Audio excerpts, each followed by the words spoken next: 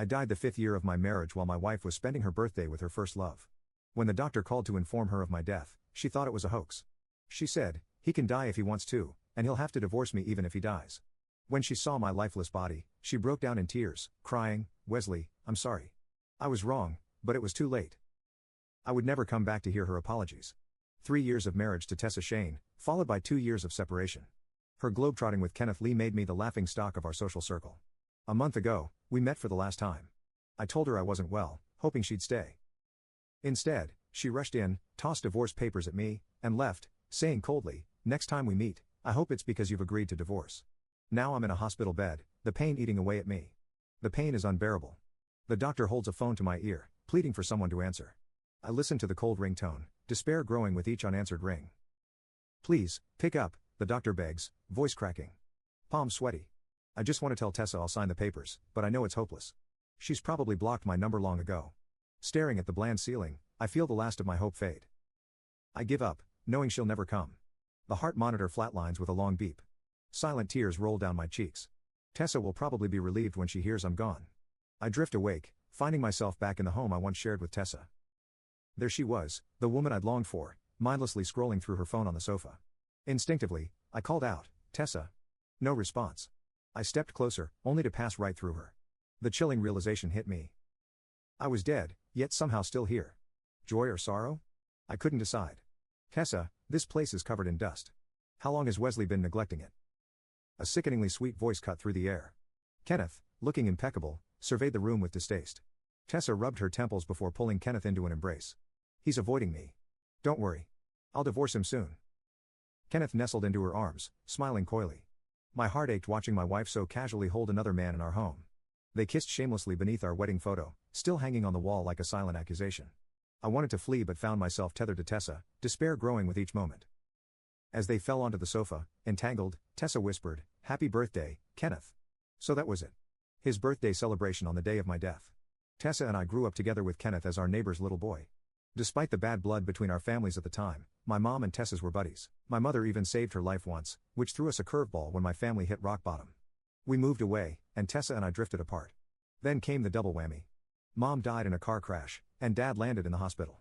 Desperate times called for desperate measures, so I ended up with the Shanes. Tessa's mom played matchmaker, and before I knew it, I became Mr. Shane. For a while, we were blissfully happy. I poured my heart into being the perfect husband. Tessa opened up, admitting marrying me was her dream come true. She'd hug me from behind while I cooked, whisper my name during intimate moments. It was everything I'd ever wanted. Then Kenneth breezed back from college abroad, and our world tilted on its axis. He bulldozed his way into our lives. Tessa resisted at first, but a kidnapping changed everything. When the kidnappers used both Kenneth and me as leverage, my terror was a stark contrast to his cool bravery. Watching Tessa rush to his side, I swear I heard my heart crack.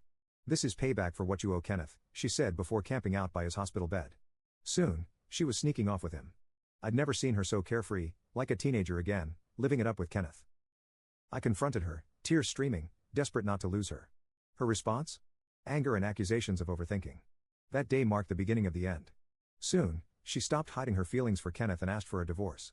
My love for her was bone deep, maybe fueled by stubbornness. I clung to our fractured marriage like a lifeline. Only now do I see how spectacularly wrong I was. The sofa creaked with hushed gasps. I watched Tessa's sort of hands glide over Kenneth's bare shoulders, bile twisting my gut. Closing my eyes, I retreated, my heart too numb to break again. A shrill ring cut through their moment. Tessa answered, annoyance etched on her face. "Mrs. Shane, City Hospital here. Your husband, Wesley Lee, succumbed to cancer at 10 a.m. We need you to come collect his remains." "What?" Tessa's grip tightened on the phone, sparking a foolish hope in me. Wouldn't my death affect her at all? The doctor repeated himself. Tessa's frown deepened. Her voice sharp. "Another trick. Don't team up with Wesley to con me. He'd cash in on the divorce, but this game gets him nothing." I heard the doctor's stunned pause, clearly blindsided. "Mrs. Shane, please. Wesley is really gone." Despite the doctor's insistence, Tessa refused to believe. Her final words chilled me to the bone. "Fine. Tell Wesley if he wants to play dead, let him. Saves me the divorce papers." When a doctor called to inform her of my death, she thought it was a hoax. The line went dead, plunging the room into silence. Kenneth, who'd overheard everything, avoided eye contact, clearly hiding something. Still, he draped his arms around Tessa's neck and murmured, "Wesley's getting crafty. First, the cancer excuse to bring you home, then those frantic calls, and now faking his own death. You're not buying it, right? Tessa's thoughts evaporated as she processed Kenneth's words. Stroking his hair gently, she replied, "Of course not. He's playing with fire, using lies like that." Invisible and heartbroken, I hovered above them. I'd never lied to Tessa. She just refused to believe me. If loving her meant death, so be it. Tessa stared at our wedding photo, her forehead creased in thought. Finally, she sighed, "How did he change so much? He used to be kind and genuine." She dialed my number repeatedly, met only with silence. With each unanswered call, her conviction grew, clearly assuming I was dodging the divorce. Her patience wore thin. She looked ready to have me dragged back to sign the papers. Kenneth, oddly enough, was the voice of reason. "Tessa, we need to make Wesley face his mistakes. His sick father in the hospital, that's his weak spot. Cut off the medical payments, and he'll come crawling back to apologize." I stared in disbelief at Kenneth's cruelty. Watching the conflict in Tessa's eyes, I prayed she would remember our years together and not act so ruthlessly. "Tessa, Mr. Lowe's been in treatment for so long. A day or two won't make a difference," Kenneth persisted. I couldn't understand why he hated me so much that he'd even target my father. But what happened next plunged me into despair. After a moment's contemplation, Tessa locked eyes with Kenneth and said, "You're right. It's time he learned his lesson." Without hesitation, she called the hospital and cut off my father's medical funding. I watched in horror, falling to my knees begging, but she couldn't see or hear me, blind to my tears and deaf to my pleas. Panic and despair consumed my soul. My father had recently been in critical condition, barely pulled back from the brink. He needed proper care now more than ever, but Tessa had never paid attention to these details, seemingly bewitched by Kenneth. I had stayed with Tessa not just out of love, but because the Shane family covered the steep medical bills. I couldn't risk losing that. But their actions now hurt more than death itself, breeding hatred in my heart. In our youth, the Lowe and Shane families were close. My father had treated Tessa like his own daughter. How could she be so heartless now? Satisfied with the outcome, Kenneth's smile grew smugger as he coaxed Tessa into my bedroom. When she wasn't looking, he even removed our wedding photo from the living room while tossing it into the storage room. But none of that mattered to me anymore.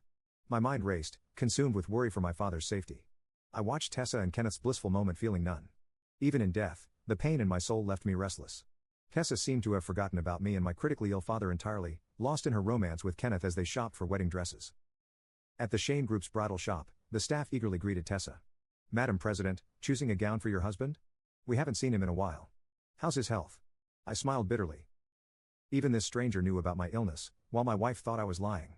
The irony was painful. Everyone knew who husband meant, and Kenneth's face darkened. Before he could react, Tessa frowned. "Did Wesley put you up to this?" she asked the confused assistant, cutting her off before she could respond. "Whatever trick he's using, remember who really runs Shane Group." She stormed out, dragging Kenneth along. My heart ached, though I was already numb to the pain. I felt worthless. But with my father in the hospital, I had no choice but to endure. As they approached another store, Tessa's phone rang. She brightened, probably hoping I was calling to apologize. Seeing it was her mother, she looked disappointed.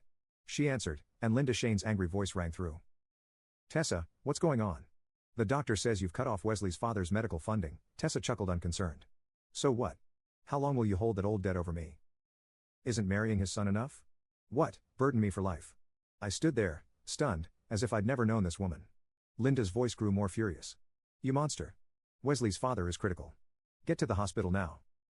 Tessa finally grasped the gravity of the situation and rushed to the hospital. I followed, my heart racing. At the hospital, Linda unleashed her fury on Tessa, berating her harshly. Kenneth's attempts to defend her were swiftly shut down. "Where's Wesley?" Linda demanded, clearly unable to reach me and visibly irritated by Kenneth's presence. Tessa sneered, "Wesley? He's the ungrateful one. Abandoning his own father to avoid our divorce." I didn't. My soul cried out in vain, racked with an indescribable pain. Why was I still tethered to this world? As Linda raised her hand to slap Tessa, a young doctor burst in. "Are you Wesley's family?" he asked. Tessa nodded, confused. "Mr. Lowe passed away from cancer yesterday morning. We need his family to claim the body," the doctor explained solemnly. Tessa's breath hitched, but her voice remained cold. "Impossible. I saw him a month ago. Stop this charade and bring Wesley out now, or you'll regret it." Tessa's threat fell flat. My death was irrefutable. The doctor, now visibly annoyed, replied, "If you don't believe me, ma'am, his body is in a morgue downstairs." A tense silence filled the corridor. Tessa's composure finally cracked. Abruptly, she released Kenneth's hand and bolted downstairs.